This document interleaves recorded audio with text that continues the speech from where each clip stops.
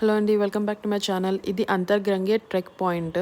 So ఇది స్ట్రెయిట్గా వెళ్తే పైన గుడి ఉంటుంది. ఆ గుడి చూసుకొని మనం కొంచెం బ్యాక్ వచ్చి రైట్ తీసుకోవాలన్నమాట. అక్కడ ట్రెక్ పాయింట్ స్టార్ట్ అవుతుంది.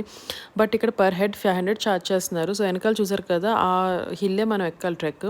సో కొంచెం కాస్ట్లీ అనిపించి మేము దగ్గరలో ఉన్న కోట్లింగేశ్వర టెంపుల్కి వచ్చేసాము. సో వీకెండ్ కదా, కొంచెం రష్గా ఉంది.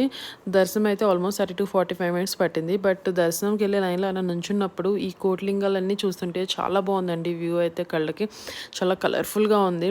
అసలు పక్కకు చూడాలనే అనిపించట్లేదు, చాలా బాగున్నాయి కోట్లింగాలు. సో ఈ లింగాలు కూడా అన్నీ స్పాన్సర్డ్ అండి, అన్నీ ఎవరో ఒకరు స్పాన్సర్ చేసినాయి.